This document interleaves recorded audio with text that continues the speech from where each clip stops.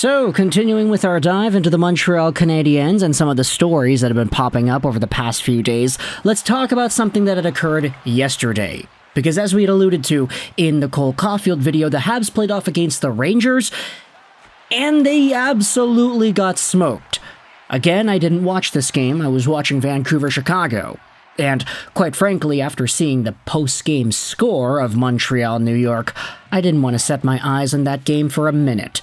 Anyways, one of the conversations that has been surrounding the Montreal Canadiens the past few days has been injuries. Not only do you have Arber Xhekaj, who was just announced as a week-to-week guy, but you also had some guys on the blue line that had been taken out as well. David Reinbacher at the beginning of the season, Cayden a little bit earlier on, there was an injury scare with Mike Matheson, and as a result you have guys getting called up, other guys that are suiting up, but also you have guys that are ending up scratched. And this is where we take our conversation as to the healthy scratch in yesterday's game. It's none other than Arber Xhekaj. It was tweeted out here by Priyanka Emrith. No changes to the Habs blue line from Saturday's game. Arber Xhekaj will be a healthy scratch once again. So 2 games in a row against 2 New York teams, Arber Xhekaj is not in the lineup. This was partly because of Mike Matheson. He's able to play, and he ended up playing, ended up fighting Jacob Trouba too, which, look, if Arber Xhekaj was in for Mike Matheson, the same thing probably would have happened, let's just be real here, considering the Justin Barron hit that ended up going down. I don't want to comment too much on that, because I do think that Barron was a little bit at fault there. Anyways, what I wanted to talk about with Arber Xhekaj was this tweet made by Le Poche Bleu Blanc Rouge podcast that goes out there and talks about some of the extra information with Xhekaj and his response to the scratching. This tweet was posted and it will be linked in the description. I also have ourselves a quote from the publication itself. I'm on habsfanatics.com to get the transcribed quote. Eric Belanger on the La Poche Bleu podcast said this, that today, Monday, during practice, we saw Arber Xhekaj. He was really pissed off. But why do you have to find yourself in the stands to show that kind of attitude? It was like, oh, I deserve to be in the lineup. And so, what this essentially means is that Arber Xhekaj got scratched 2 games in a row, and according to those that are able to see the practices, it seems like Arber Xhekaj himself was very upset with the decision to be scratched. Now, if you had asked the guy, if you had done a media press interview availability kind of thing, and you asked, hey, are you pissed off about being scratched? He probably would not say yes. He'd probably find some diplomatic way to say, obviously, it's a learning experience, you want to go out there and do the best that you can, but the coach has a job to ice the best lineup, and I'll be trying to use this as an opportunity to learn. Obviously, that's like the cookie-cutter answer. It doesn't necessarily mean that he's not upset. And if some of the people are saying that in practice it looked like Xhekaj was very upset and kind of hard-nosed about it, really pissed off is the quote that's in here, then maybe there is some sort of a heated frustration that has been built up over being scratched for the past 2 games. Now, where does this conversation go? Let's go out there and read ourselves, or not read, we're going to go over to a BPM Sports Talk radio hit, because earlier yesterday, George Laraque went out there and had this segment, and the title of the video, which is on BPM Sports' website, says this, that Arber Xhekaj's days in Montreal are numbered, believes George Laraque.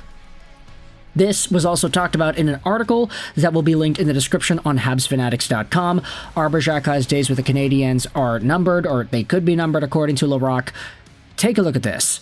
It's a tweet from BPM Sports Talk Radio's Twitter account, and obviously it's in French. If you translate it to English, it says this.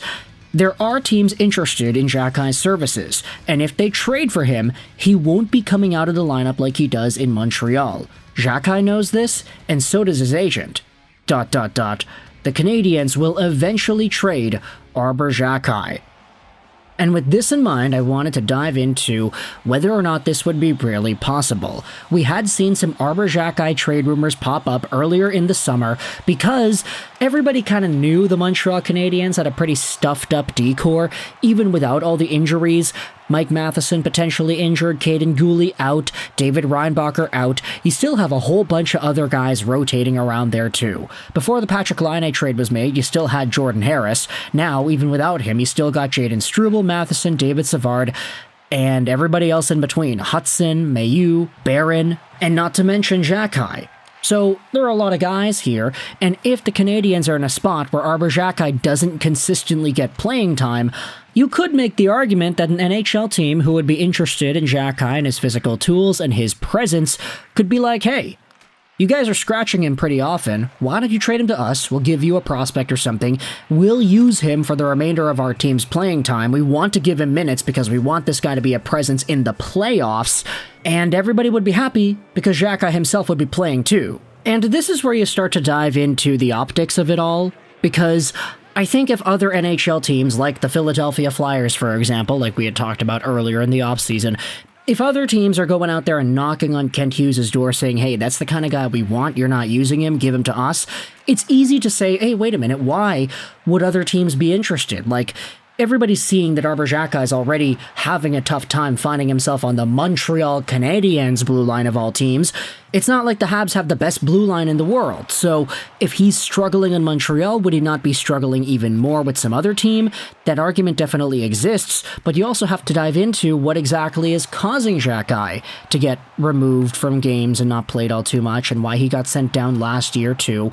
It's mostly due to undisciplined play. He's got a physical edge that's very, very strong, and sometimes it bleeds into carelessness. And for a guy like Xhekaj to be used in the role that he is in Montreal, the Habs obviously don't want to use him as just that brute defensive force. They want to have him as an all-situations kind of guy. He's got a powerful shot, he can use it sometimes. The Habs want to use him everywhere. But when he puts himself in tough positions penalty-wise, it makes it difficult for the Canadiens to justify doing that. But other teams, they might not be looking at Xhekaj and thinking the same thing. They don't necessarily care that he can shoot the puck hard. They don't really care about his limited but still present offensive capabilities. Other teams that are going to be competing in the playoffs would want Arber Xhekaj for that brute force and that defensive acumen. A guy who is 23 years old, already 6'4", and already plays a big man's game that you don't want to shove around and get under his skin. Because teams fear Arber Xhekaj. And having him on their team would be a lot more beneficial than facing off against Montreal in the playoffs and having to fight him on the opposite side. Xhekaj is just that unique of a presence, and he's versatile and young enough to justify being tossed out there. It's just because he's getting scratched every few games, it makes it easier for other teams to potentially be interested. And George Laraque is saying because Arber Xhekaj and his agent know on other teams he would be playing more, it sets up an inevitability for a trade. So let me know your thoughts in the comment section below whether or not you agree with George Laraque's assessment here that Arber Xhekaj will get traded by Montreal at some point in the near future. If he does get traded, to what team do you think he's going to?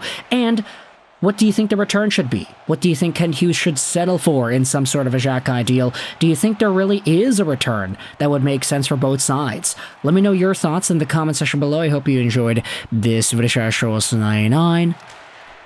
And bye.